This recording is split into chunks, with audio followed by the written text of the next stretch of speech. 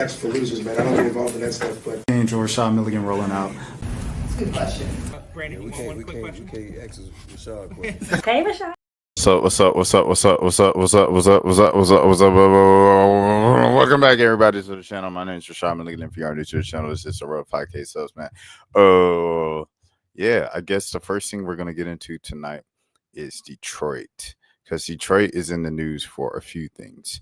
So, with that being said, we are going to the metro area of Detroit, Michigan. Okay, so the first things first. Are you ready? Detroit. Haha Davis, the comedian, has been reportedly arrested on DV charges this weekend. And social media comedian, this is from Rap House TV, social media comedian Haha Davis was arrested by Utica Police Department for DV yesterday. He's currently being held in Macomb County Jail. He was later released on bond. How can you be released on bond during the weekend? Like, am I tripping? Don't, when you get booked on the weekend, you have to wait until into court to even have a bond hearing and then get released? And those bond hearings happen during like regular hours. So in this case, on Memorial Day weekend, he had to wait until Tuesday. If I'm tripping, if I got the law wrong, let me know. But I thought that was the law. I don't like to use kind of Rap House or a blog site, a blog post to say these things, but Fox did have it, but they had it in video form. And I know usually when you use local news video and videos and stuff, like they mark it. So yeah, so I was just reading that, and it was a short video clip anyway. So yeah, I was just going with that. Okay. So that's the first thing going on in Detroit. Are you ready for the second thing in Detroit? All right, here's the second thing in Detroit. We're staying in. What up, though? 313. Shout out to the Detroit news. This is Feds in Detroit. Cracked $63 million caper involving alleged mail thieves. This is from Robert Snell of the Detroit News. A band of alleged mail thieves stole $63 million worth of checks from the U.S. Postal Service and sold them on the black market, federal prosecutor said on Friday.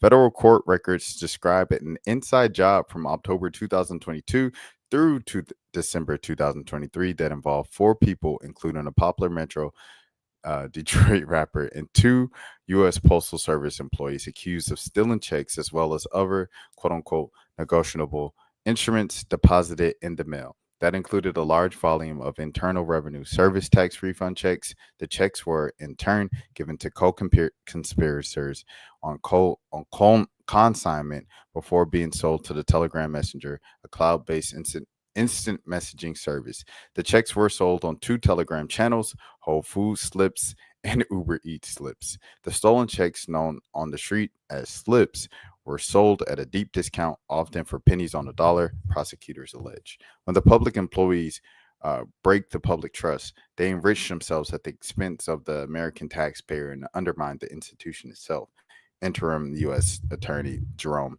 Gorgon said in a statement. We will find and prosecute those who exploit their position for personal gain.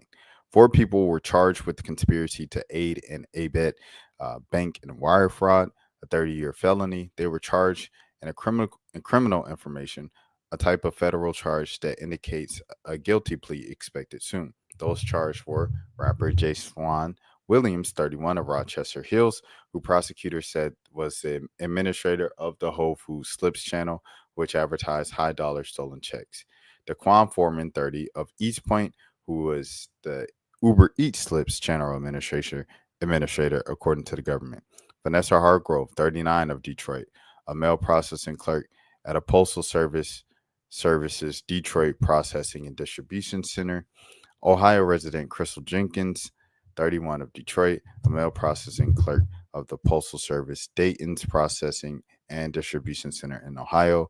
Williams' lawyer, Steve Fishman, declined comment on Friday. Lawyers for the others were not listed in court records. Subscribers to the Telegram channels will buy checks using various methods, including the mobile financial services platforms such as Cash App, Apple Pay, and Bitcoin. The total face of the checks posted to the Whole Foods slips and Uber Eats slips during the time period by the information was over $63 million, according to the criminal case. People who brought checks would try to deposit them at the banks and use the information found on the checks to create counterfeit checks, according to the government. Williams is also accused of laundering money generated by the conspiracy and wire fraud by illegally obtaining COVID pandemic assistance. Sheesh. Just a whole lot of scamming. Ultimate scam. $63 million worth of scams. That lines. So let me see this guy. Uh the rapper. Excuse me.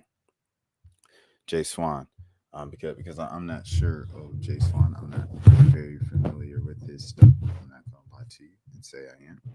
All right, Jay Swan. Jay Swan. So let's see. Okay, so here's some news, but I'm trying to see like if we could see it's up there. Okay. Steve Jobs. I'm trying to see if I could see like the name of his songs. The name of the songs will tell you a lot. Mary Kate and Ashley, Virgin, One N Words, Cold Winters in the Rain, Centipede, Phase, Run It Back featuring Cash Kid. Shout out Cash Kid. Probably Tired, Natural, Sorry I Changed, Steve Jobs, 2 a.m. in Miami, Krishan. I think I know that Krishan song. I think I actually know this song. Which is yeah. I which is surprises me. I didn't think that I knew this guy, but I guess I know that Krishan song. I remember that. And all these other Detroit artists I've heard of, like Tay B, I've heard of before.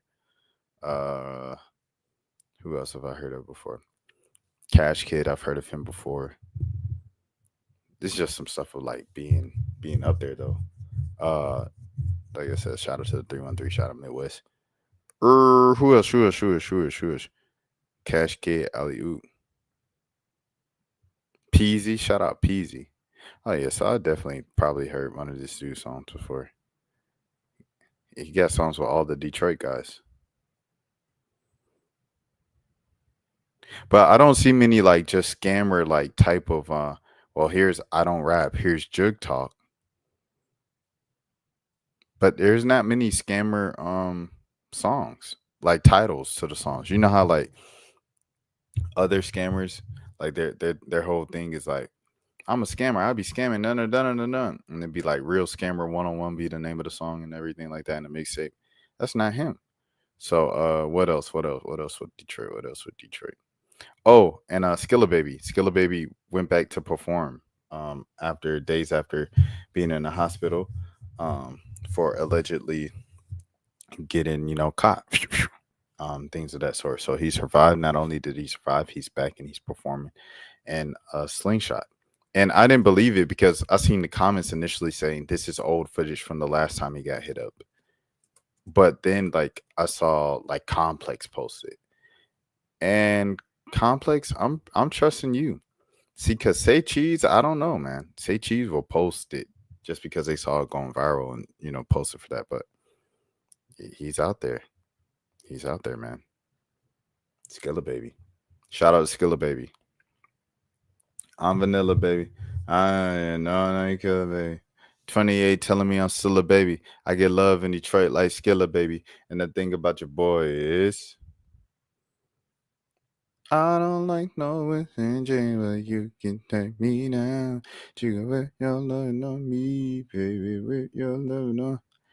Baby, you done called it. Baby, you done called it. You know you done called it. All right, all right, all right. That was my little Skilla Baby sing along thing to that sort. I guess I go to Streamer University now. So Streamer University, I think yesterday my video had to be like what? How long was it? Let me see. My video was an hour and 24 minutes just reacting to Streamer University clips, bro. Shout out to the 23 people who watched that. But yeah, hold on. Yeah, today was the final day. It was a lot of feel good moments. At the time that I'm recording this, 2 a.m., it is kind of gone haywire with it got out of control. Too many like physical altercations bursted out. Water water kind of battles and things of that sort. Messed up halls with eggs and everything, and one of the campers or participants, they ended up having to go to the hospital, and Kai had to go with them, and then he said, "Hey, guys, clean up right now." So that's what's currently going on right now at the time I'm recording. But throughout the day and like at the specifically closing ceremony, there's so many like kind of tear jerk, heartwarming, just wholesome moments. And yeah, I like to look at some of those for the first time with you guys. So if you would allow me the pleasure, Agent Zero specifically, but I'll talk about that I guess when I get there. 600 in overdraft fees. So 600. Oh my goodness. Goodness. like me, I'm the type of person that take risks. So I invested into my content, and I was going. I took a chance. Okay. I went to LA, And it costs some money to go places. and I slept in the tent. And people like Max were able to help me get into certain events. So oh my goodness, bro. Man, I tell you, bro. He said he went to LA, slept in the tent, and Max helped him get into events, bro. I tell you, man. Whenever you see somebody and they look like they living it up and they look like they doing this and that, you just never know, bro. You never know, bro. Because more times than that, this is a lot of people's story. More times than that. Especially if they lit on social media, because a lot of people lit on social media, say like Instagram and Twitter and things of that sort. They don't know how to necessarily just translate that into currency, and that's just the real the realistic story about social media. Able to like be able to associate and like go around niggas who were helping me like get to know other people. And shout out RDC because they also saw my situation too, and they were able to get me a free ticket to DreamCon. That's fire. So you can be at DreamCon. Yeah. So this what I'm gonna do, man. Okay. I love when people take bets on themselves, because even if you don't make them all, you can always bounce back. Feel me? So I have a Marvel Rivals ad I'm doing later today, so I'm gonna be getting paid, and I'm gonna give you $2,500 from that to get you out the debt, and to give you $500 to work with at DreamCon. So that should be plenty. That gets you out the red. Hey, you dead ass. Yeah, man. I mean, I got an ad, so I might as well. But this I'ma the just kid be that just- won like breakout streamer or something like that of the thing, because he really stood out. This kid. I'll finish the clip. It's 7 seconds left. Dell information, I could just send it that way. Bro, But on some real shit though, I don't want you to stop betting on yourself. Yeah, this kid, he really stood out. A lot of smaller streamers, they didn't really, I don't think, had the chance to shine with all the viral clips going around with a lot of the main characters and big streamers there on campus. And he was one guy that like really inserted himself, specifically with the clip of him in India Love's room when DDG came in and said, "Well, I've been fired." And he was just saying, yes, yes. And the Frozone outfit stood out all week. The ski stood out all week. And that specific moment was like the peak viral moment for himself. He had Ty Lil cracking up. He had, just everybody in the room cracking up. And because they knew what it was. They knew he was going for a clip, and they knew what it meant to him. And they knew what he was doing for the clip when, people just didn't expect it. So salute to Corey. This was, like I said, one streamer, one content creator that I did not know about beforehand. And seeing his stuff during the whole streamer university made me be like, okay, yeah, salute to bro. Oh, excuse me, my bad. Okay, and these folks is partying in the hallway. Anyways, next clip. Oh, and shout out to Agent. I didn't get the shout out Agent. Shout out to Agent for teaching the kids and stuff like that in his class, and then and setting up 3 students with their first brand deals who never had brand deals before. So shout out to Agent for that and teaching them like, okay, this is how to take a brand deal. This is how to ask for a brand deal. This is when to know when to what brand deals take, everything like that. So shout out to Agent for teaching the kids for sure. He was Professor of the Year, well deserved. Second one, Emily CC. This is the young woman, the streamer who has been live for 3 consecutive years, hasn't gone off. And Kai discovered her during the Mafia-thon because he was live for 30 days straight, and he was like, "Who's been the live is the longest?" And he found Emily CC, who's been live consecutively and on camera for 3 consecutive years.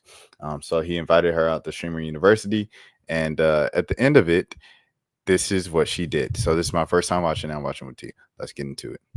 That means so much. I cried. That was so beautiful. Everything was so beautiful. I'm so grateful to be invited.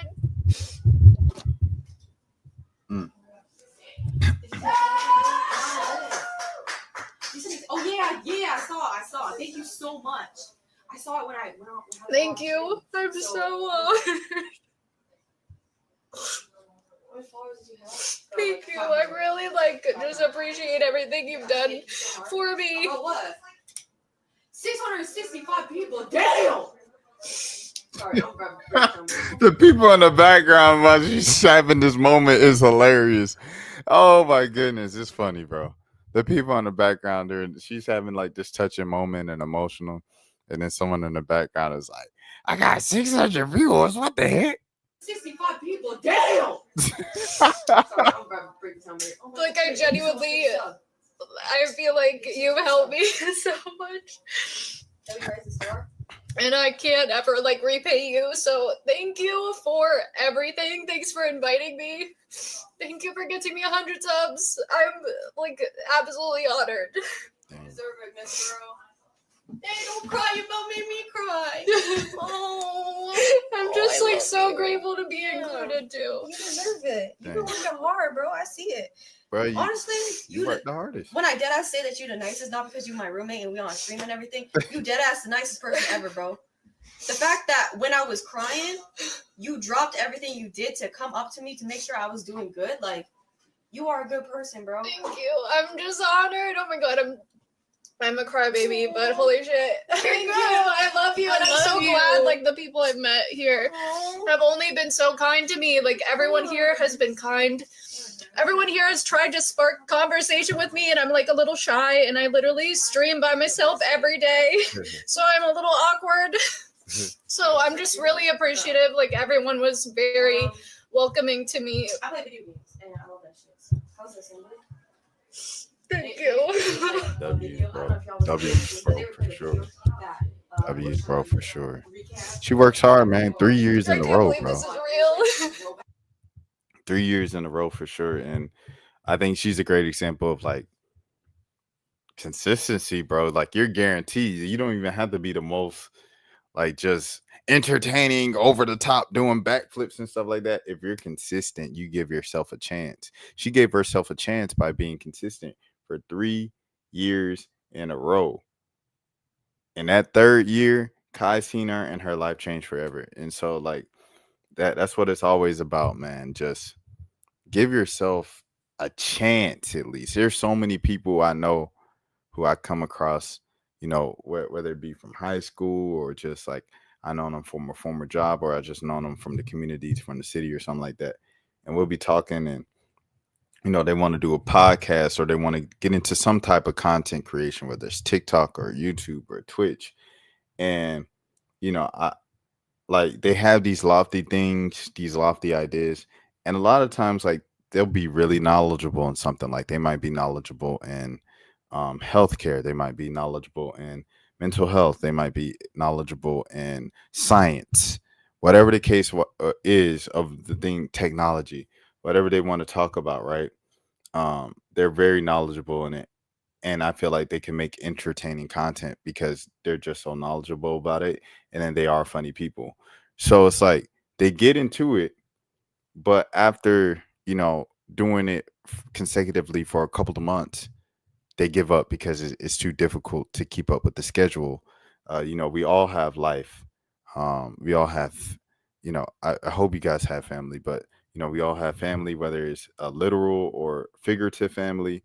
So, knowing different people, people around you have situations happen to them, and you have situations yourself happen to them. So we all deal with life, and it's difficult to be consistent.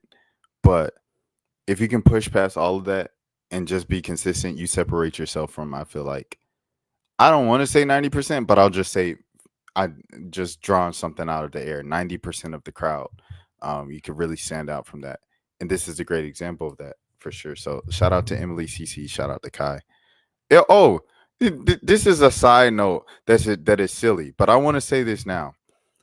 I got snow bunny allegations on my page because yesterday I did a video about the hold on man, let me pull this up. Cuz yesterday I did the video about the Hannah Cobb, the girlfriend who was she said she was reportedly cleaning her piece, and then she unalived her boyfriend who just happened to be black. And I said the thing of, oh, I didn't want to mention this, but yeah, it was a big deal. They came out. He had a lot of old posts on his social media down talking black women and this and that, and how he preferred white women over black women. And then people was like, oh, of course you think that's an irrelevant fact. You probably praise white women too. I'm like, hold on, hold on, hold on, hold on, hold on, hold on, hold on, hold on. Snow bunny allegations are crazy, bro. I see, look, I rock with, what I'm saying, people like Emily or anything like that. On a friendly tip, you know what I'm saying, on a cordial tip, I rock with everybody. If you know me, you know I rock with everybody. If you were following the page where I was just doing like hardcore basketball highlight reactions and stuff like that back a couple years ago, I rock with everybody, bro. I don't want no problems with nobody. However, when it comes to you saying, ah, what do you say, praise or so and so like that, and it's going teetering the line of snow bunny allegations, I have to stop you there, my brother. I cannot go. I'm so sorry. I have to stop you there. And the fact that it was the most like comment on the video was even crazier, because that means the most people agree with that. That I was, come on, bro. Come on, be for real, bro. Shout out to Emily CC though, but I'm not no snow bunny. You know what I mean? I have Umar on my channel. I literally have Dr. Umar I have like 5 Dr. Umar videos on my channel. And I got snow bunny allegations. Crazy. All right. T Banks responding to his experience at Streamer University. Bro, I appreciate y'all, bro. No bullshit. Thank you, bro. Yeah, I'm okay. Fuck me too, man. I said thank you, bro. Appreciate you. I thought you said not you, bro. Like that. No, appreciate you, bro.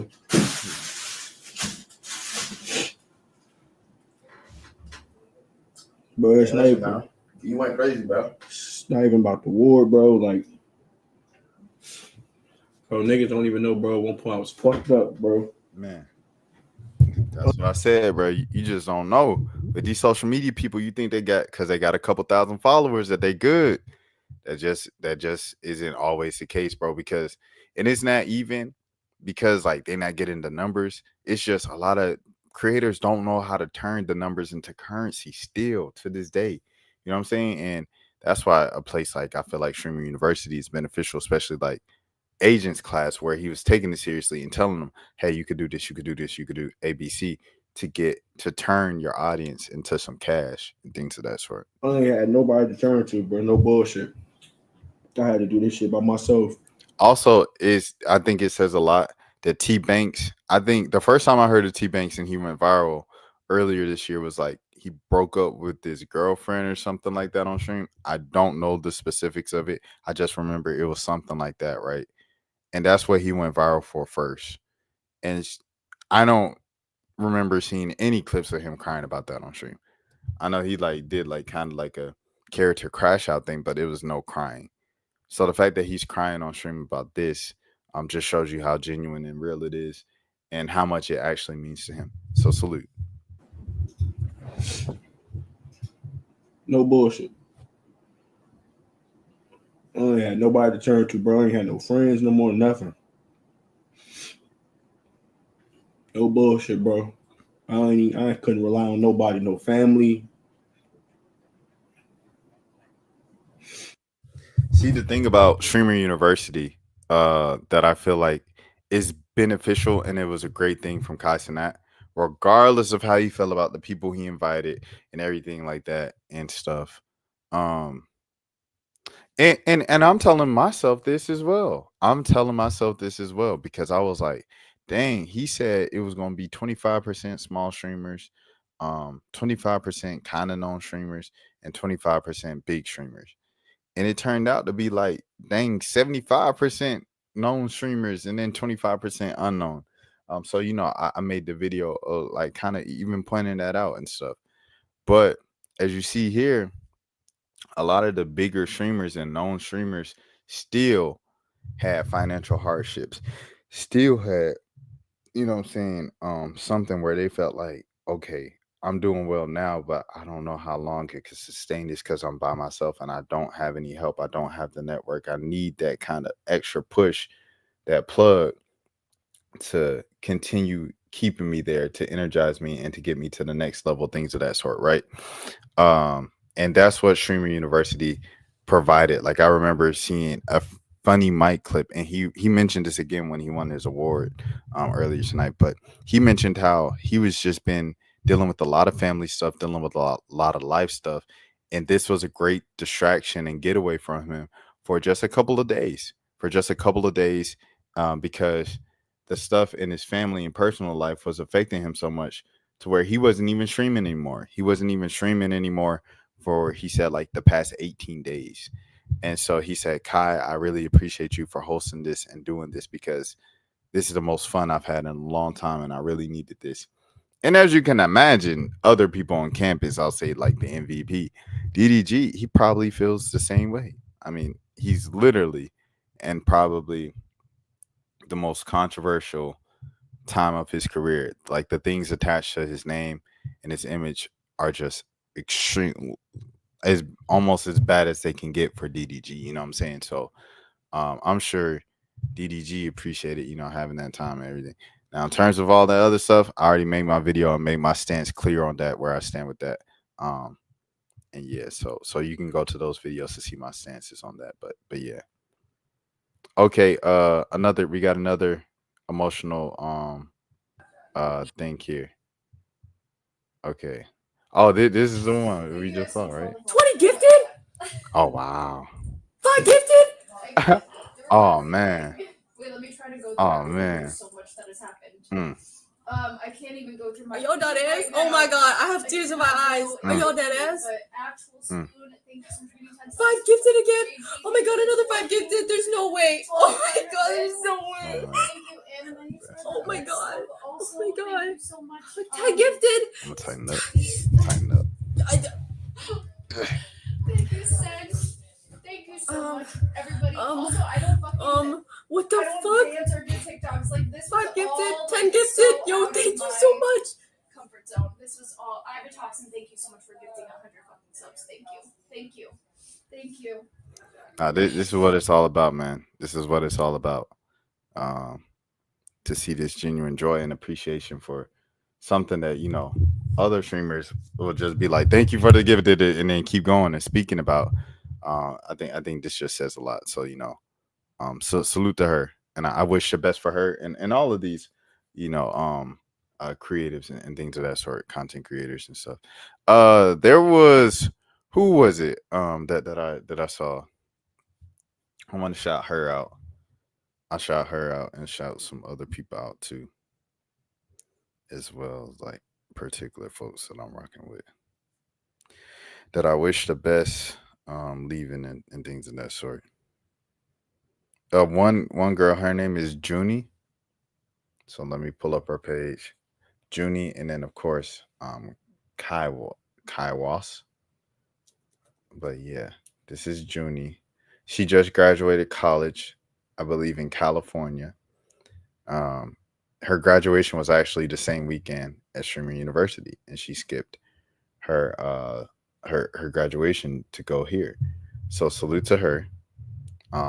Corey, as I mentioned earlier, and then Kai, who had the biggest explosion and stuff like that this weekend, because she was crying and was on the verge of leaving because of alleged bullying. So yeah, shout out to all the smaller creators for sure. In the midst of all of that, positivity and uplifting, co-signing, unity, community, came this negativity on the other side, regardless of whatever you do, Like, there will always be naysayers, haters, regardless. And this is another example. So with that being said, here we go. I'm not even gonna lie. Like, I'm mad disappointed in you, bro. Feel me? You had us thinking us small creators was gonna have the ability or the chance to get inside of the stream university, bro. Like, I already should have known that this was a sham and this shit's a lie. Whenever you started reviewing people who already got clout with their applications, bro, I should have already known that this shit was fake, bro. I should have already known. You feel me? But nah, I still decided to trust and believe in myself and take a chance to even try to apply to that bum ass shit, bro. You feel me? Now, you chose people who already have clout. Literally, what is that doing for them besides making you rich? Like, I thought this was giving people who don't have clout a chance, bro. Like, I don't get it. I don't get it at all. You invested over $500,000 into PC streaming equipment for people who already have that streaming in PC equipment, bro. Like, what? I don't get it, bro. You got multiple people out here who want to be streamers, bro, who struggle, bro. Like, they need the help. You feel me? Like, I don't need the help at all. You feel me? I'm straight. I just want the opportunity to network with How he gonna say, bro? So and so we really wanted that, bro. I applied with the hope to get it, and then say a minute later, I didn't need your help, bro. What are you trying to say, bro? You trying to say you need the help or you don't need the help? Pick a struggle, bro. all these people, all that, feel me? But it's just the fact that, bro, like, you lied, bro. You lied to us. Like, I checked that list, bro. Light Skin Monty, Big Win. You got your man's Talil Ray. Like, my nigga, you got people who's already established in there, bro. Why not give us small creators a chance? And this is a message to all the people who didn't get accepted, just like myself, bro. Don't give up. Keep striving. Keep putting out that content. Don't ever let this discourage you, because this shit damn sure did not discourage me. I'm just mad as hell because of the fact that he lied to us, man. Like, he lied to us thinking that we had a chance. Made me waste my time to make that bum ass video of why I should be accepted. Made me waste my time in the middle of the night to apply to that bum ass shit just for me not to get accepted. Just for you to accept your friends to people who already have clout. Make it make sense, bro. There was still other people, as we've seen, that didn't have clout and stuff like that. If that was an old video from when everybody else was pretty much saying the same thing, it's just, I guess, kind of uneducated, whatever. I always go back to this, bro. This one simple sentence. I don't know where I said it. I don't know where I said it. Oh, here it is right here. 7 days ago, a week ago. Kai don't owe you nothing, bro. Kai don't owe, he owes nobody anything, bro. Like I said, this is a situation and an opportunity that came up. It's one of those things of, like, you were doing what you were doing, you were minding your business and stuff like that, and then someone out the air just said, hey, to 5 lucky people, we gonna give you a chance to turn your stuff up from what you're doing from level A all the way up to level B. And you're gonna be able to level up and then kind of get like a little push start for real, a big cosign. And you say, okay. I'm gonna put my name in the hat and hope I get this cosign. If you do not get the cosign, what were you doing a month before, a week before they announced the opportunity to give 5 people the cosign and a push to take their stuff to the next level? You were grinding. You were doing what you and you weren't expecting anybody to help. You was just going, I'm doing this by myself. I'm doing what I control. I'm gonna be consistent. I'm gonna continue to up the quality of my content. I'm gonna continue to study. I'm gonna continue to do this and that. So when, you know what I'm saying, when you blaming Kai, bro, it's just crazy, dog. It's crazy work, because it's like, what were you doing before Kai even presented the opportunity to the world? You were working. So just keep going, keep working, keep acting like Streamer University didn't even exist. Just focus on yourself. Step. And if you focus on others, look at what they're doing. Okay, here's the content of their camera. Here's the content quality of their content. They're entertaining like this. They tell these type of jokes. They have this type of timing. They have these type of social skills when they stream IRL and interact with different people in public.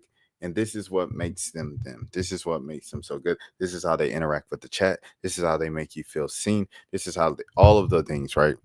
You take those notes and you take it back to what you do. You know what I'm saying? So it's just like, instead of kind of complaining about an opportunity that you didn't even know existed a couple months ago, right? Just continue to do what you were doing all along, bro. And that will get you a very, very far way in life. Just keep swimming. Shout out to Nemo, bro.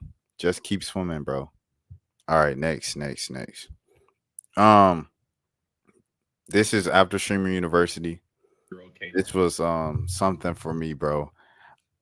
I literally just stopped the video after 1 second after reading the caption. I wanted to show my mom, but I was like, no, I want to react to this on stream.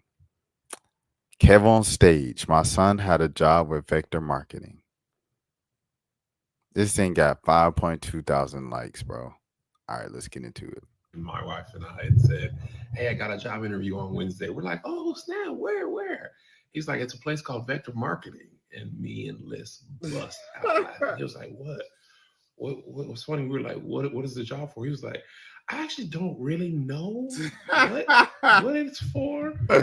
But my homegirl told me about it, and they called me and they said, hey, we're offering $27 an hour. And because you were recommended to us by a friend, you're one of our prime candidates. He was like, okay, well, what do y'all do? He's like, oh, no, we'll tell you all about it on Wednesday. So me and Melissa were laughing. He's like, what? We're like, no, you need to go to that interview. It's a canon event in your life. He was like, what? No, just help me. Tell me. We're like, no, you need to go. But we ended up telling him and save him the time. But the fact that Vector is out here still tricking college kids into selling knives for $27. And good on him. He was like, it just didn't seem all the way right. But I didn't want her to get in trouble, so I was just going to go. But I was just like, $27, and I never had a job before. How? You are the job. You are their product. You buy the knives, and they've won already. That's how you go get $27 an hour. You're not. And they got me and Liz when we were in college, $18 an hour on a poster. We're like, $18? No, you're not doing that. You're spending $500 on knives, and you're going to sell them to no one. Yeah. So this was my first job. I was 17.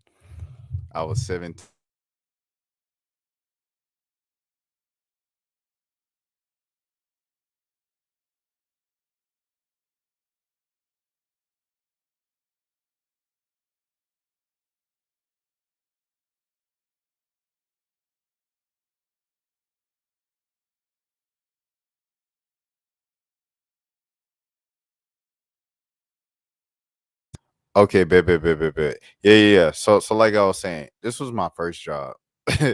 Vector Marketing. I was 17. I just got my license, and the same day I got my first job. Was it the same day or is it the same week? It was the same week I got my first job.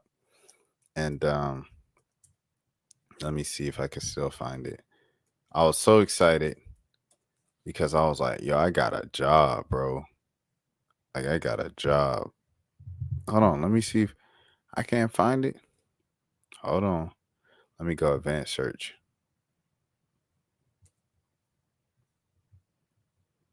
Hold on, give me a second. From these accounts.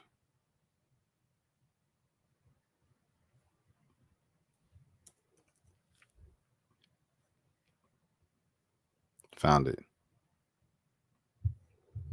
Boop, there it is. June 19th, 2012. So yeah, this week I got my license. I was 17 years old and I got my license. And then the same week I got my first job. I was officially a Vector marketing salesman. And someone was like, no. And I was like, what? And he was like, my homegirl said it's a scam or a pyramid scheme or something like that. He was like, just be careful. I said, okay, I appreciate that. Man, oh man, boy. Man, I'm trying to sell these knives because you get money from just presenting, right, to people. Like, you get a base pay, so you get like $200 if you just present it to like at least 10 people or something like that. So one time we had family over the crib. and I did the presentation, and then I just handed it around, and everybody signed a little paper, and I think maybe like one or two people might have gotten like one knife by itself just to support me and things of that sort, and that was it. And they was like, so you made a presentation to 16 people, but you ain't make any sales. And they said, did these people just happen to be in a room at the same time? They must have knew. They was like, okay, so if you're doing these presentations at somebody else's house, it's just like basketball or sports, right? Home court advantage. I was like, all right, bro, this is crazy. I got a whole speech. I got in trouble for saying that I gave a presentation to 16 people. They was like, what are their jobs? Are this 2-parent household? Like they like, you can't even do no presentation to somebody who doesn't qualify as someone with money, bro. It was ridiculous, dog. Hold on.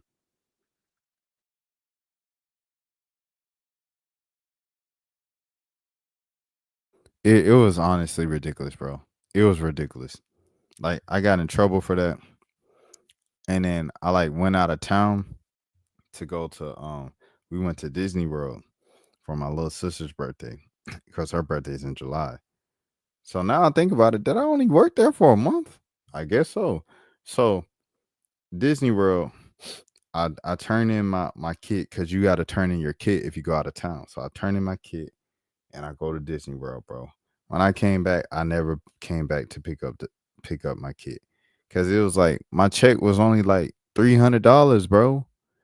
And at the time, it was like $300 is lit, but it was like $300 for like 4 weeks worth of work.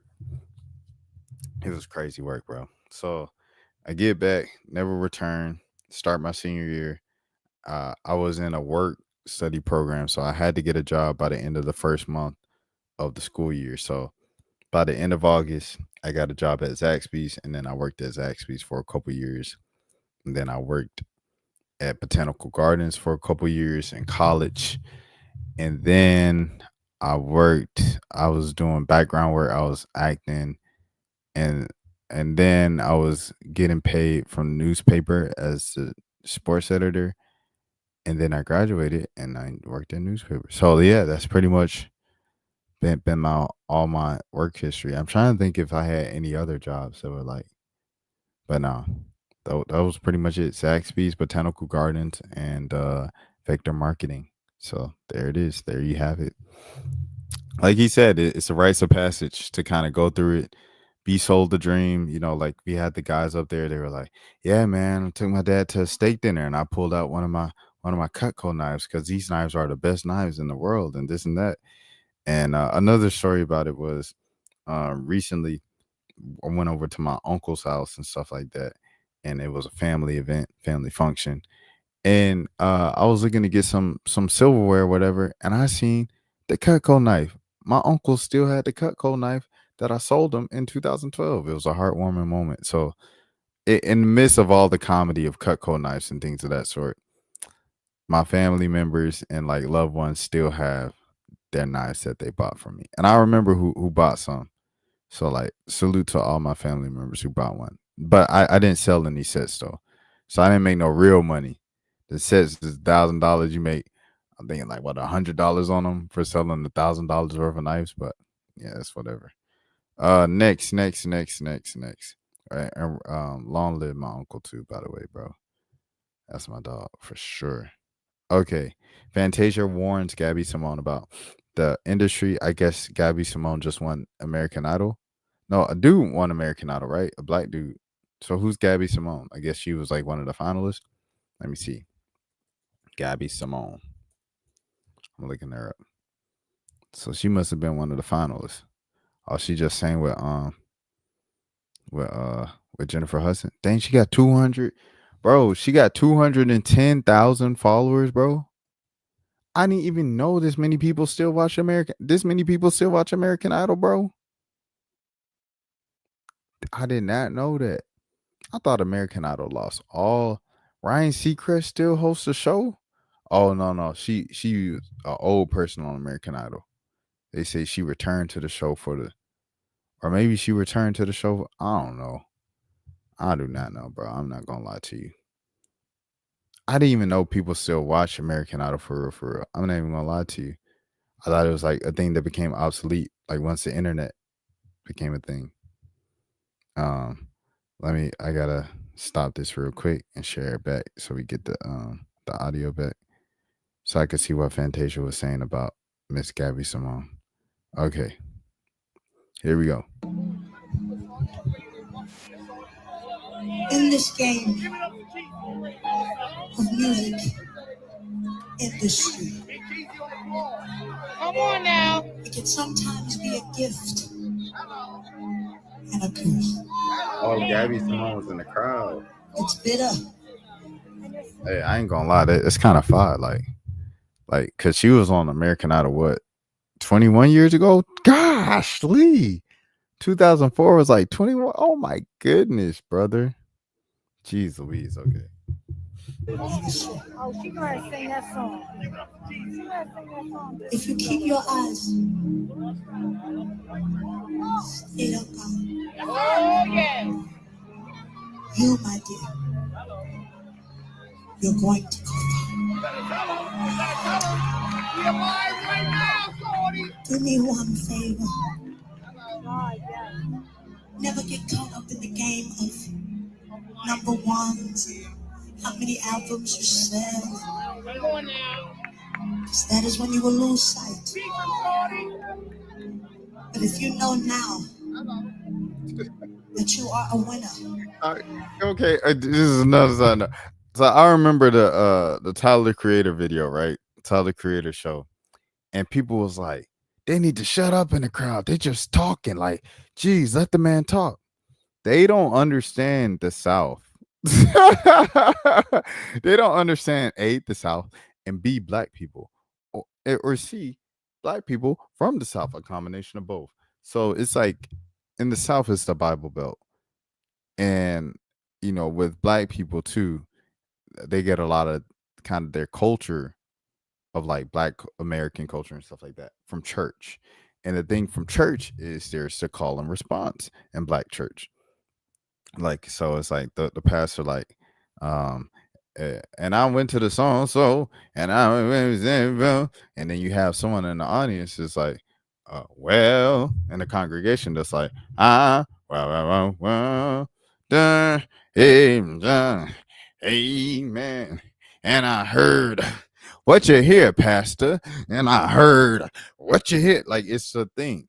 It's like our culture. So we take that from the church and we just apply it to everyday life. It's like you hear someone sing, right? Like and they sing a song and it's a normal song, but they'll churchify it because black culture, a lot of it from in the South comes directly from the black church. So at the Tyler the Creator concert, there was a $5 pop-up in Atlanta with mostly black fans. They're doing call and response with Tyler the Creator. That's all it is. People gonna yell out and speak to the artist the whole time. Like, it's just what black people do, bro. Because it comes from church. And that's Southern black people. A lot of them come from church. That's your history lesson for the day. Because God gave you a gift no one can touch. So don't worry about how many albums you sell. Just put the music out. And don't sign over that gift that you have to nobody. Control your own stuff. Because in this industry, it's just a game of prostitution. And they will use your gift, and you will go home and you will have nothing. Please know that I am talking to you from what I've been.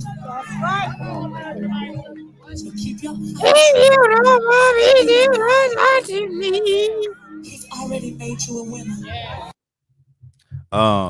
Who's the last person to pop from American Idol?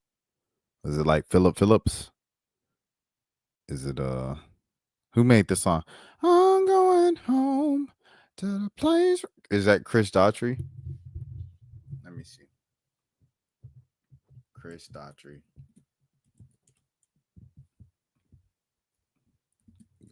Coming home. I'll just put home. Yeah, that's Chris Daughtry. That was 2006. Bro, the last person I know that popped from a show outside of the rap game with Lotto and Flage, I would say probably the Corinne Hawthorne.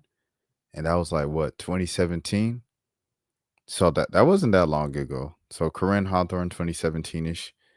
And then Flage and Lotto. But Lotto was probably on the rap game, what, like 2015, and she didn't pop into 2018 with uh a girl from the South, Queen from the South. If you know, you know. So I mean, it definitely works. Like American Idol, those first few years, you have Kelly Clarkson, uh, Jennifer Hudson. Like between Kelly Clarkson and Jennifer Hudson, those are two most successful people to ever come from American Idol. Ruben Sutter and Clay Aiken, they're kind of irrelevant, which is crazy because it's like they were the biggest people to come out of American Idol when like that season 2 happened, and that was a showdown between Clay and Ruben. Um, Fantasia, it's probably number 3. So I would say Kelly Clarkson and Jennifer Hudson battle for 1. Fantasia number 3. But that Philip Phillips song, bro, that that's a pretty big song. That settle down, it'll all be clear. Like that's one of my favorite songs ever. And that's from the dude from American Idol, and that's a big song.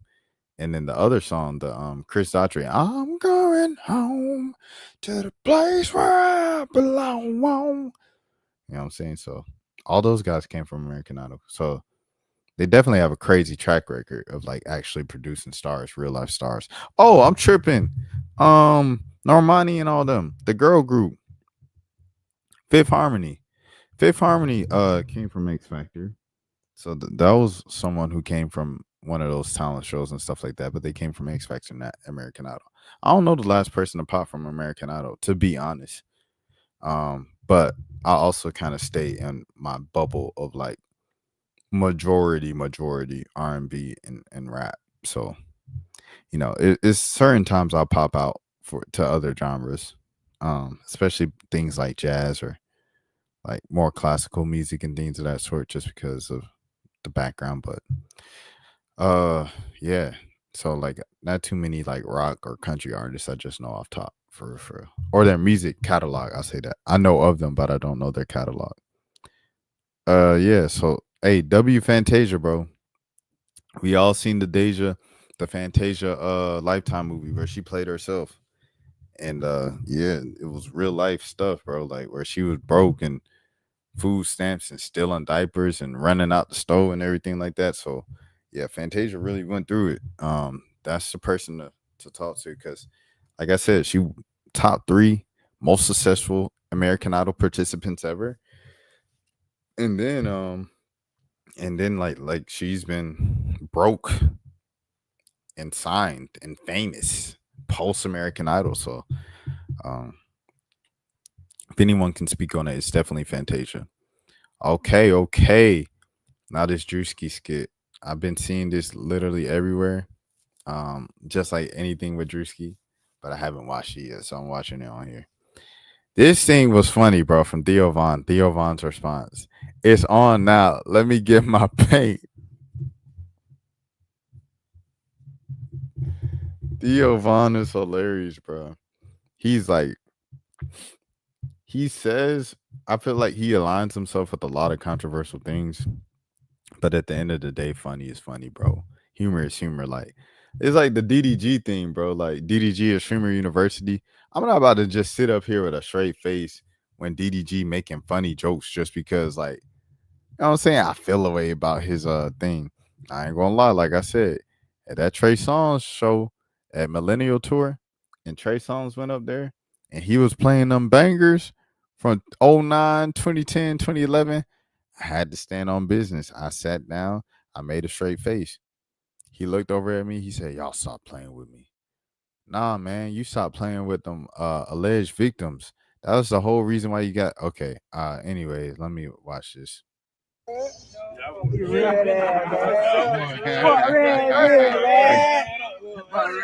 I'm chilling. I'm posted up. I'm posted up, bro. Y'all boy come shot, man. I ain't on that shit.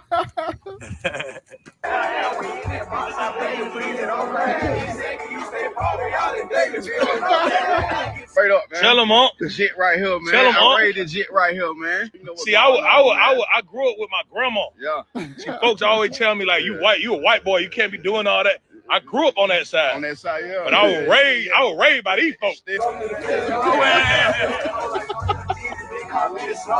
I grew up with white folks, but I was raised in a dope hole. In the dope hole, man. I was Straight raised up, in man. a dope hole. I witnessed it with my own eye, man. For real, man. I was raised in a Changing dope diapers, hole. man. Walk around with pull-ups.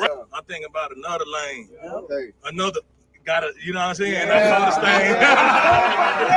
That's Disney, bro. Another. I know what you mean by that. I ain't saying though. You niggas in trouble. You niggas in trouble.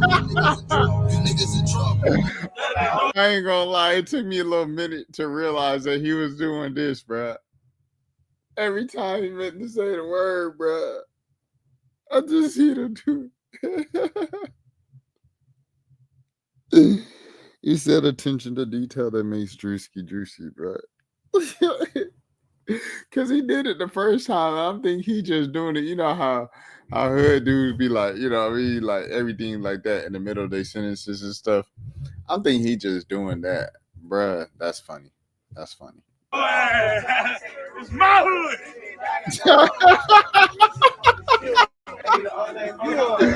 Why you just keep wearing them tight pants?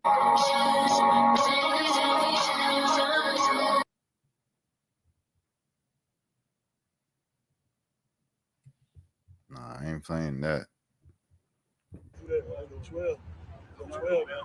Yeah.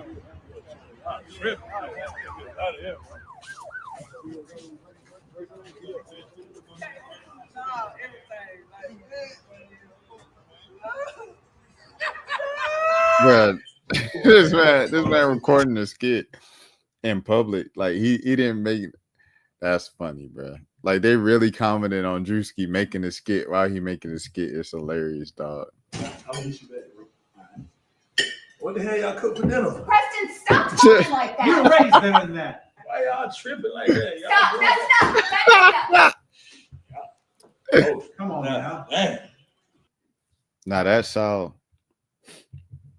I ain't gonna lie. Y'all don't get me. But the curveball, the plot twist at the end of the joint, that comes from what you call, bro. That's Malik B, bro. I ain't gonna lie to you.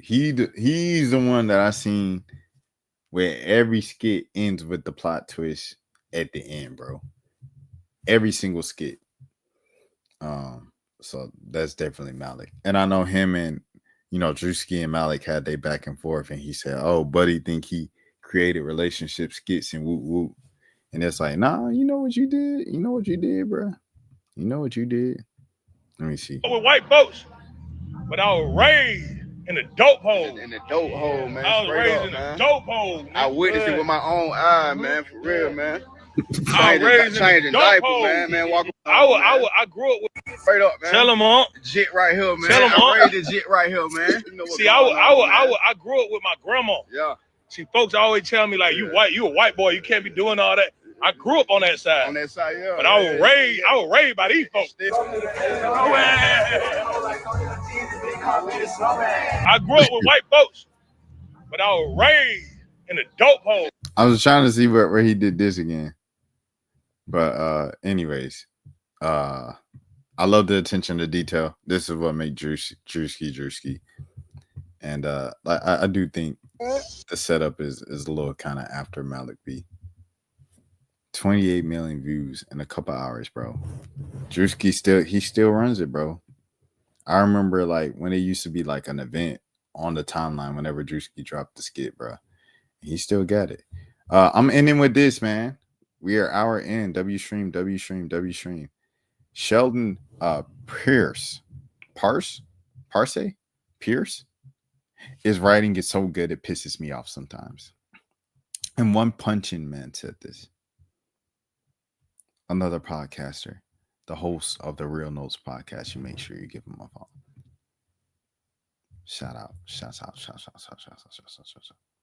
A lot of New York people follow him. Okay, yeah, B turned 20 years old this week or last week, this past week. And it's one of the greatest albums in hip hop history. It's widely regarded as that. You literally can go straight through it, and it's a great album. Kind of like almost like the Pete Rock joint that he just dropped last year, but the production on it was so fresh. Kanye West, man, executively produced it. It's another reason why he is, to me, the greatest artist, musical person in the past 25 years. Probably the most important person in music since Michael Jackson. And yeah, so with that being said, let's get into reading this, shall we? From Sheldon Pierce. It's Your World, Common, Kanye, and the Conflicted Promise of B. In 2005, two Chicago Titans made a generational classic and then sprinted in opposite directions, each daring the rest of hip hop to follow them. When Rolling Stone put Kanye West on this cover in early 2006, it set two undeniable truths on the table: how much the rapper producer had already accomplished and how thoroughly he recognized it. The Passion of Kanye, whose David lapel hero shot depicted the artist as a martyr and a crown of thorns, outlined the sea changes ushered in by West's first few years on the scene, but also laid bare the maniacal the maniacal focus of the most provocative pop star in America, a mercurial figure who spared no one, not even his senior or close collaborator, Common, a fellow Chicagoan and longtime friend who Kanye met while in high school. Common was now beneficiary of the younger rappers, but ingenious. The Kanye produced album B, released in May 2005, has resurrected his career and secured 4 Grammy nominations in the project, trailing only Ye himself among rappers. Weeks before the ceremony, everything was looking up for their good music label imprint, which boasted 8 noms from Soul Man, John Legend on its tally. Yet, if a rising tide lifts all the boats, Kanye wasn't satisfied with the current. He proclaimed that the Common song "They Say," which was featured on Good Music, Churmurvrate. Okay, I ain't gonna lie, that's the first word I didn't know, and I know y'all gonna get on me. Read your babe. Yes, Triumvirate. Triumvirate. There you go. Which featured on Good Music Triumvirate and was nominated for the Best Rap Song Collaboration, was far less deserving of an award than songs on its own sophomore LP, Late Registration. You're telling me that if somebody set you down in a room for 30 minutes and you told them to come up with a list of the best collaborations of the year, you come up with "They Say," said Rolling Stone. Not to sound too arrogant, but how was "They Say" nominated over "Heard Him Say"? And how was that song nominated over "Gold Digger"? Not so subtly, he was surfacing some friction between the perspectives, expressing dissatisfaction that his taste was not reflected in the voting committee, with "Gold Digger" a shining symbol of his more boisterous, shameless, and unpredictable hip-hop philosophy. They were the same ilk, Chicago-bred interpreters of soul, at odds with the influx of gangsters, but were on a different ethical and aesthetic wavelengths, with Kanye seeming to cast B as a vestige of the past and Late Registration as a glimpse of the future. As it turned out, the Grammys agreed. Kanye went 3 for 3 in the rap categories, while Common left empty-handed. Dang, he left empty-handed for B? But They Say, the penultimate song on B, possessed its own prescience, presence, a telling illustration of both rappers' reactions to the outside noise and where those dispositions would take them for over the next 2 decades. In this verses, you can find the quintessence of both MCs. For Ye, the sweet victory. Go ahead and breathe it in like an antihistamine. I know they're saying, dang, Ye snap with this beat. F you expect, I got history. For Common, they say, dude, he think he righteous. I write to just free minds from Stony to Rikers. One is self-importance and the other is self-conscious. And that simmering tension defines B, a quote unquote woke masterpiece and one of the greatest rap albums of the 2000s. The yin yang dichotomy sustains their respective visions of home, a place of awe aspiring as it is anxiety inducing. B is an album that about being present, bearing witness, and keeping your head on swivel, gleaning insight. Learning was the way, a critical part of Common's mission. But here it was about listening, most of all to the streets, which bear echoes and after images of all of those who live and perish there. On the album's 20th anniversary, it's much easier to recognize B as a crucial intersection record, not simply for Common on his way to becoming rap's hockey, well intentioned uncle, but for hip hop decorum as an ideal, neo soul inflected boho lyricism for Midwest rap, and more specifically, the hometown correspondent and hood uh, uh, ombudsman as figures on wax. But it is also a clear fork in the road, a moment of pure synergy, paradoxically marking a widening ideological lap between the rapper and the producer at the helm. Perfectly suited for its era. In hindsight, it feels like a complete time capsule. Excuse me, give me a second, bro.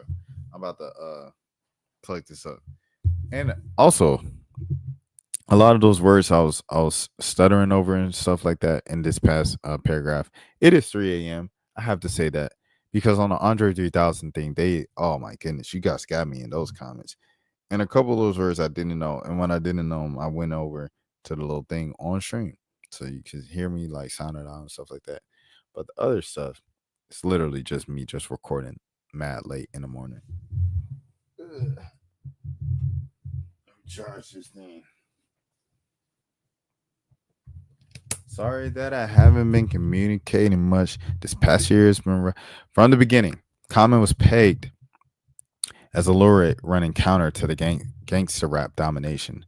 A Rap Pages features from 1995 put the rapper Sage in the league of a new cavalry of MCs coming to rescue the damsel in distress known as hip hop.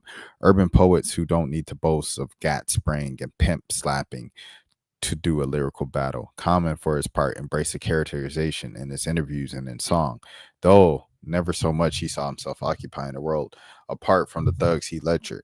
There could be a subtle condensation to his bars, but it was more traditional superiority of an MC taking his word as law. B leaned into further the tantric Afrocentric revolution identity he carved out for himself in the 90s, landing in the wake of the 2002's Electric Circus, an aptly experimental, woefully flawed, extremely misunderstood album that flopped hard and alienated core fans. As Del F. Coey, writing for Exclaim, courteously put it in a hip hop year in review of 2005 that slotted B just ahead of Late Registration, critically savage and a commercial failure. Common's fifth album wasn't as bad as it was made out to be. One of the last albums recorded on the short-lived collective of the Soulquarians of the once famed Electric Lady Studios, on a run that produced instant classics like The Roots' Things Fall Apart, D'Angelo's Voodoo, Erykah Badu's Mama Gun, and Mos Def's Black on Both Sides. Its outre psych appeal was lost on the less forgiving hip-hop establishment. In response, B enlisted Kanye, the newly ascended Rockefeller beatmaker turned backpacking solo star, as executive producer with input from Detroit loop guru and underground mainstay Jay Dilla, long live Jay Dilla, who had worked on Electric Circus as well as Common's 2000 opus Like Water for Chocolate. Both were practitioners of a sample-heavy, soul-forward sound who turned Common's raps into homilies. Hold on. Common set his mandate at writing freedom songs for real people, those real people being in the Windy City natives he observed throughout his life, black churches, black church services, murderers, Arab serving burgers as cats with gold permanents. They move as herbalists. They move back as herbalists. He raps as identifying landmarks. In many ways, B is like a newsstand for Chicago corner boys. He finds time for intercourse and spirituality, but foremost in his thoughts are the metropolis's discounted whole polloi, uncles that smoke and put blow up they nose, the cheater who couldn't find a place at home, the man who set up to take fall in court, anointed hustlers in fatherless region, Chicago nights, they stay on my mind, but I write many lives. They lay on these lines, he explains in the intro. One of the key charms of the album is just how the ground he feels he feels, how watchful the sounds, recounting their tales with both a casual knowingness and withdrawn authority. Common has been blessed with so many gods of the drum machine that it can be filled as providence, but there is clearly a flame drawing from such producers of its work. B is perhaps the purest demonstration of a rapper's cornball charisma, and I mean that in high praise. His words are imbued with the acuity and prudence of a discerning old timer, and he embodies the know-how and gumption of original stage name Common Sense. He could obviously conjure ricketeering fanatic feats featuring from the corner. It's hard to breathe nights, days, thief like. The beast from the streets, the police are Greek like, but on the songs of faithful testify. He delivers simpler testimonials to his competence, both on display a curiosity and a desire to see things as they are not as seen.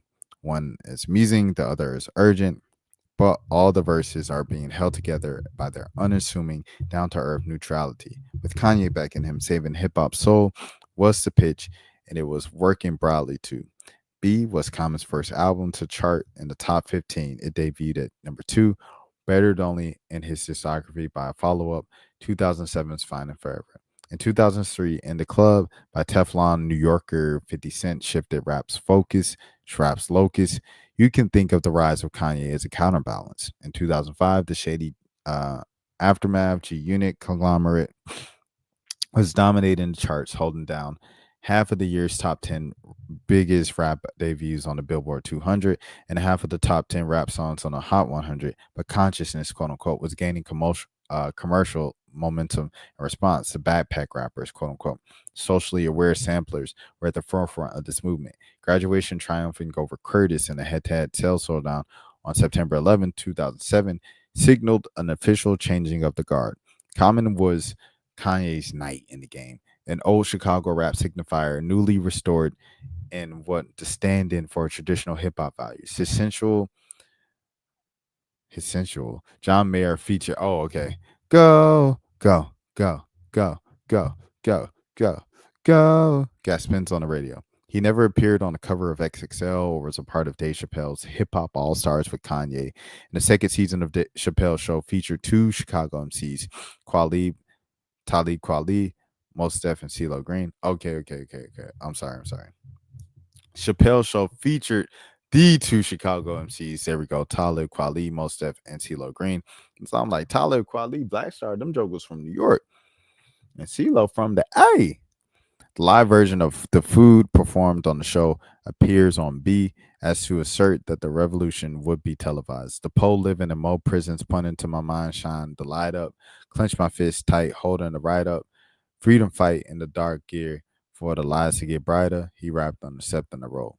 There it is, a course on slight air primacy of B, a classic double down of the rap classicist lamenting a gun brandishing status quo. I wonder if these whack hitters realize that they whack and they the reason that my people are tired of rap. Common grouses taking its place in the never-ending debates over hip-hop, proprietary, professionalism, and virtue. He'd earned and welcomed his reputation as a quote-unquote conscious rapper, though the term never really meant anything specific and played into perception as more enlightened than his peers. To his credit, he did have self-awareness to address homophobia in his earlier work on Electric Circus, because Common was often made the moral standard bearer in a culture war. There was a sense that he was a smug, idiotic, dicaitic, or killjoy rapping from a pedestal, but he wasn't unapproachable. Quite the opposite. B has a real man of the people, come as you are energy, like juice and gin in the city we blend. Amongst the hustle, boobies and skin, 50s on rims. he raps on the food. Though he will one day feel like a caricature himself, this album marked the worldliness of a narrator, urbanity of an inner city familiarity, the chosen one from the land of the frozen sun, he raps on this intro, explored the world to return to where my soul began. The repetitiveness of B, rooted in Common's beaming love for his hometown, as he and Kanye and Dilla by proxy plant a flag for the Midwest. Shy City is the most obvious of it, striving to bring the real hip hop culture back into the orbit by brute force. But the corner and the real people are just as intent on marking the regional sound and making people and making the place a rap destination for good. Both build on Common's early work with the producer No ID, who mentored Kanye, seeking to collapse the distance between the rappers' Jazzy 1992 Sleeper Resurrection and the Pop Fireworks display that was the College Dropout. Ye and Dilla lived on opposite ends of the spectrum, but their beats for B were on the same frequency, rich, sumptuous, and expressive, with staggered drums that allows Common to strut through as if they were sauntering all over the community. The beats speak as if reacting, and the songs don't just utilize soulful vocal samples, but are constructed around them, hanging in the background like chatter at the corner, crying out dramatically, testify, phasing in and out of focus with voices on the wind, love is, or sweltering devotional choir, faithful, filling the air around him. The resulting panorama provides a gapless immersion into the Chicago of Common's memory imagination. Yeah, man. When you read something like that, bro, you literally cannot say like writing is not a talent, writing is not a gift. And the art of reviewing is not an art. You can't say that. Even with the symbiosis, the Dilla beats are noticeably the sunnier ones, whose warm light finds the MC the most at his most optimistic. Love is seeks a more nurturing hood and tugs at the shackles of masculinity. If love was a place, I'm gonna go again. But it's his 8-minute closer. It's Your World Part 1 and 2 that really locates his thesis and pure belief. After verses, reliving the world he's known, he envisions the world of his dreams, punctuated by the gaggle of children rattling off the things that they want to be when they grow up. The album is brought by a resounding conclusion by Common's pops, Lonnie Lynn Jr., who lists the states being like affirmations. Being the resident of the 12th house, he says, be eternal. It is here Common's positivity gospel spirals into the future. Excuse me. Kanye used outtake beats Common passed on for B and built on late registration. Released late that summer. Excuse me, sorry. That album is skewed. It's chewed Common's brand of noble idealism, and at that point, Kanye was relentlessly moving forward with both soul and cultural awareness. B feels like the last moment where the conscious and the backpacker paragrams overlap. Common and Kanye will work together again, but they were on the different trajectories. The former dependable to the point of stagnation, the latter the chaos being hurtling towards maximum nonconformity. As the world elevated Kanye to superstardom, his interpretation won out. The shift started in their own city with Lupe Fiasco, carried in the 2010s with Chance the Rapper and MCs like of the U media circuit, and fammed out in all directions. Drake and Kendrick, Kid Cudi and Travis Scott, J. Cole and Tyler Creator, and Childish Gambino. Quickly, the music Common trafficked it in, which reflects the respectability politics that accompany the conscious quote-unquote label, sounded somewhat toothless to the fierier pole mix of crack music or American Terrorist or Paranoia. Unchecked optimism can be naivete. His worldview in the years to come is arguably better captured in the quixotic and banal soapbox record, Let Love, than the insurgent politic of 2016's Black America again. Common likely didn't realize the future he envisioned into becoming, and he lost the grander holy roar of the quote-unquote conscious rapper's place in pop culture. But looking around in the present day, there have been multiple moral victories. The glow of his hopeful lyricism can be felt even in his hometown. Dilla has never been more revered, and there's a clear line drawn from the run of Common's albums that end with B directly tied to this year's From the Private Collection, a collaboration between No ID and Chicago rapper Saba. Common doesn't really embody B ethos anymore, and Kanye has fallen far off the righteous path, but B remains a Rosetta Stone for a form of beloved hip hop diehards, and Common was the right professional character at the right time to deliver the edict.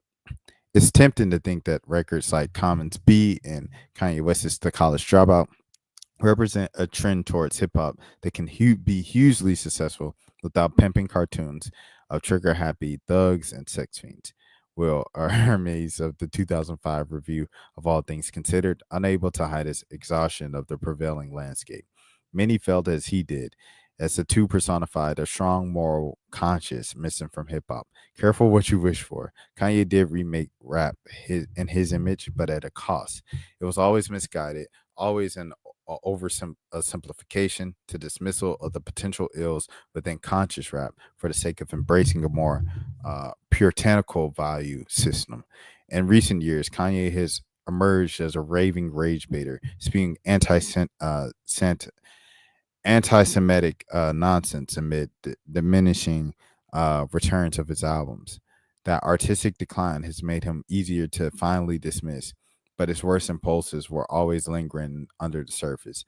Many of us ignored them when they seemed to be inconspicuous, platforming him on the basis of a subversive creative ethic that gradually became a slippery slope. Listeners exposing that ethics are ultimately implicated in creating the uncontrollable megalomaniac we see today, whose defiance is self-serving. It began with treating him like a genius who could do no wrong. Ooh, yikes. Here's what they say about Kanye and Common now: that the former is a disgruntled and delusional, sustained by his edgelord cult, and an increasingly desensitized public that can't look away from his car crash antics, and that the latter is frozen in carbonite, a bane if performative ritualistic presence, always hovering around the best rap album Grammy shortlist, most recently for his profoundly controversial throwback LP from last year. There are insinuations of the features back here in 2005, but for now more than ever, the album that they made feels reminiscent of a simpler time. For a moment, these two rappers were all potential energy, chasing a tomorrow full of promise. They could just be. What a way to finish it. Yeah. Shout out to B, shout out to hip hop, shout out to Pierce for this amazing write up and things of that sort. If you're new to the channel, this is the Road 5K Subs. It is 3:20, so I'm going to sleep, and I hope you all do the same. Enjoy Memorial Day. I will see you all tomorrow. Have a good morning, have a good afternoon, have a good evening, have a good night. And if nobody else told you today, I care for. That's for losers, man. I don't get involved in that stuff, but. Angel Rashad Milligan rolling out. That's a good question. We can't ask Rashad a question. Hey, Rashad.